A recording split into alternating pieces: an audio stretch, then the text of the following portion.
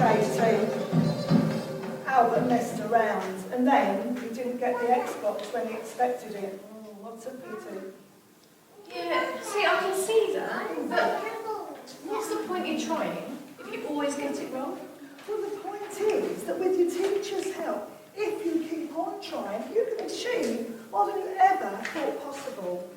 You might say, I can't do it now, but what you should say is, I can't do it yet, because each time you try, you learn more. It's a big mistake to give up.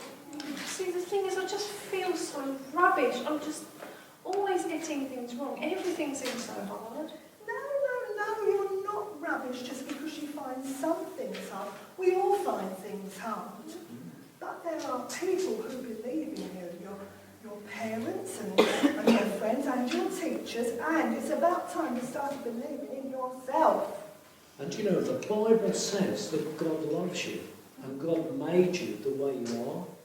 In fact, the Bible says that you are God's greatest creation, His masterpiece, with your own special gifts and abilities. Really?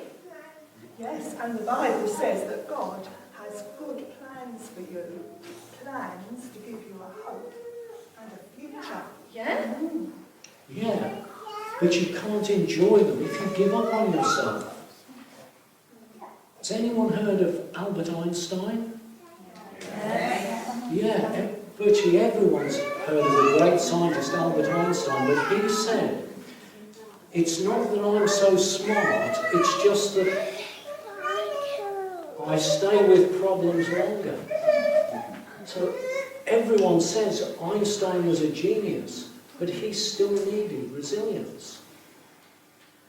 Don't give up trying to do what you really want to do, Katie. So what do you want to do? There must be something that you enjoy doing. Well, I really enjoy singing. There you are. Why don't you start practicing and maybe take some lessons? And maybe even enter a competition. I could!